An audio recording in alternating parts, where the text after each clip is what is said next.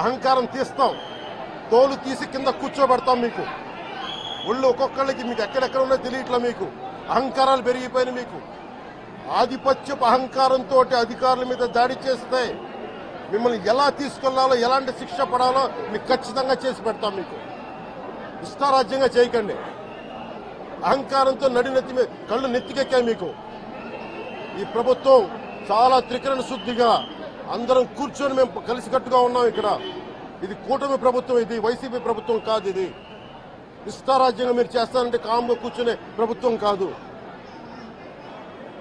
మీకు ఎలా చేస్తే, ఎలా నియంత్రిస్తే మీకు కిందకు వస్తారో మేము చేస్తాం. మీరు గాల్లో విహరిస్తూ ఉన్నారు. 11 సీట్లు వచ్చి ఇంకా గాల్లో విహరిస్తున్నారు. మొత్తం మీకు ఎలా కిందకి దించాలో మాకు బాగా తెలుసు.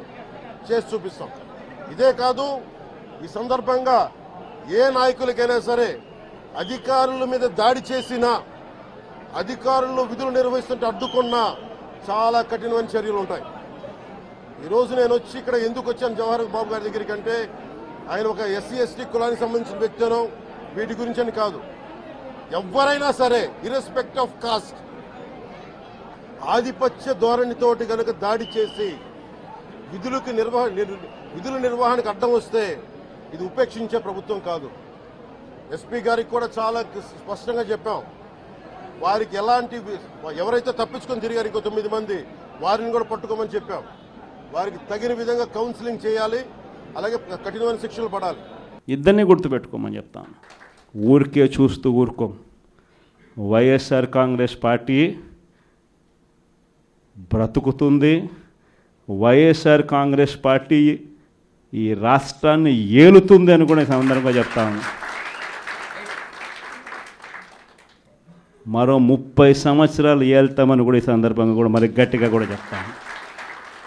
కాబట్టి ఎవ్వరూ కూడా వైఎస్ఆర్ కాంగ్రెస్ పార్టీకి సంబంధించిన ఏ కార్యకర్త వెంటికి కూడా పీకలేడు అని చెప్పి కూడా ఈ సందర్భంగా చెప్తాను. ఇది ప్రతి ఒక్కరూ గుర్తుపెట్టుకోండి. ఒక్కటే గుర్తుపెట్టుకోండి, ఈసారి జగనన్న 2.0 కొంచెం వేరుగా కూడా ఉంటుంది. ఈసారి జగనన్న 2.0 కార్యకర్త కోసం ఎలా పనిచేస్తుందో కూడా చూపిస్తుంది. ఇది మాత్రం నేను ఖచ్చితంగా చెప్తా ఉన్నా. ఎందుకనంటే జగనన్న 1.0లో బహుశా కార్యకర్తలకి నేను అంత గొప్పగా బహుశా చేయలేకపోయి ఉండొచ్చేమో. ప్రతి పథకము, ప్రతి విషయంలోనూ కూడా మొట్టమొదటిగా ప్రజలే గుర్తుకొచ్చారు. ప్రజలకు మంచి చేయడం కోసమే నా టైం కేటాయించా, నా తాపత్రయపడ్డా, ప్రతి విషయంలోనూ దానికోసమే అడుగులు వేశా. కానీ జగనన్న 2.0కి వచ్చేసరికి మాత్రం చంద్రబాబు నాయుడు కార్యకర్తలకు పెడతా ఉన్న ఇబ్బందులు చూసా, కార్యకర్తలు పడతా ఉన్న అవస్థలు చూసా, కార్యకర్తలు పడతా ఉన్న బాధను గమనించా. వీళ్ళ కోసం గట్టిగా మీ జగనన్న ఉంటాడని సందర్భంగా గట్టిగా చెప్తాను. వర్గంలోని పేకాట క్లబ్బులు ఎక్కడ పడితే అక్కడ కనిపిస్తూ ఉన్నాయి.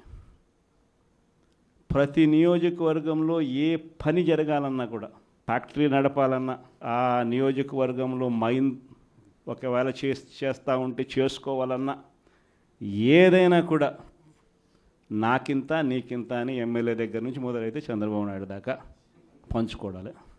ఇవన్నీ కూడా ఏ స్థాయిలో జరుగుతూ ఉన్నాయనంటే, నిజంగా ఈరోజు వైఎస్ఆర్సీపీ పార్టీ కానీ, వైఎస్ఆర్సీపీ ఎమ్మెల్యేలు కానీ ఈరోజు నిజంగా చాలా మంచోళ్ళ కింద కనిపిస్తూ ఉన్నారు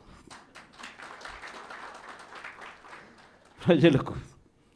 ఆ స్థాయిలో కేవలం 9 నెలల కాలంలోనే ఇంత దారుణంగా పడిపోయినాయి.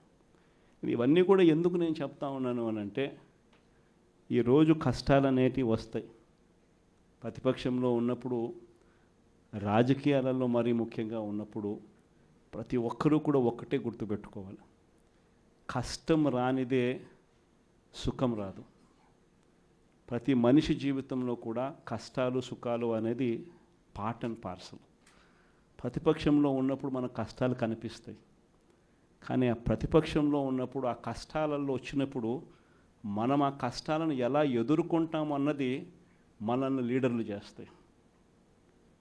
కష్టం వచ్చినప్పుడు మన క్యారెక్టర్ను మనం అమ్మేసుకుంటే, మన వ్యక్తిత్వాన్ని మనం అమ్మేసుకుంటే, ఒకసారి బాటిల్లో ఉన్న నీళ్ళు బాటిల్లో ఉంటే బాటిల్లో నీళ్ళు తాగుతాం.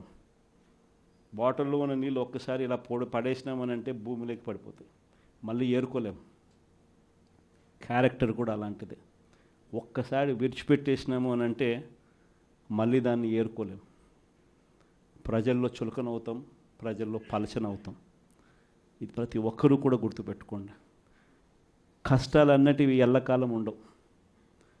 ఎవరికి ఏ కష్టం వచ్చినా కూడా నా కథ గుర్తు తెచ్చుకోండి. 16 నెలలు నన్ను జైల్లో పెట్టినారు. నా మీద కేసులు వేసింది కూడా మళ్ళీ ఎవరో కాదు, అటు కాంగ్రెస్ ఇటు తెలుగుదేశమే. నా పిటిషన్లో ఎవరు పిటిషనర్స్ అంటే అటు కాంగ్రెస్ ఎమ్మెల్యేలు, ఇటు తెలుగుదేశం పార్టీకి సంబంధించిన నాయకులు. కేవలం రాజకీయంగా ఎదుగుతున్నాను అని ఒకే ఒక కారణంతో దొంగ కేసులు బనాయించారు. 16 నెలలు జైల్లో పెట్టినారు. కానీ ఏమైంది? బయటికి రాలా? ముఖ్యమంత్రి కాలా?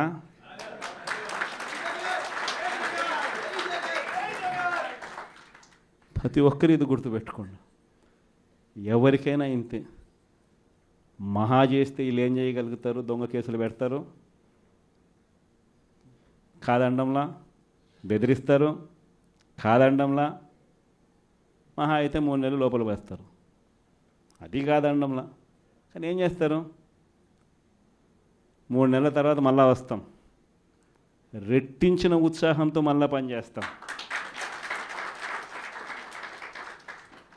ఎవరెవరైతే మిమ్మల్ని జైల్లో పెట్టే కార్యక్రమం ఎవరెవరైతే చేస్తారో, మంచి చేసిన వాళ్ళని గుర్తుపెట్టుకోండి, చెడు చేసిన వాడిని గుర్తుపెట్టుకోండి. ఇద్దరిని గుర్తుపెట్టుకోమని చెప్తాను. ఊరికే చూస్తూ ఊరుకోం. వైఎస్ఆర్ కాంగ్రెస్ పార్టీ బ్రతుకుతుంది. వైఎస్ఆర్ కాంగ్రెస్ పార్టీ ఈ రాష్ట్రాన్ని ఏలుతుంది అని కూడా ఈ సందర్భంగా చెప్తాను. మరో 30 సంవత్సరాలు ఏళ్తామని కూడా ఈ సందర్భంగా కూడా మరి గట్టిగా కూడా చెప్తాను. కాబట్టి ఎవ్వరూ కూడా వైఎస్ఆర్ కాంగ్రెస్ పార్టీకి సంబంధించిన ఏ కార్యకర్త వెంటికి కూడా పీకలేడు అని చెప్పి కూడా ఈ సందర్భంగా చెప్తాను.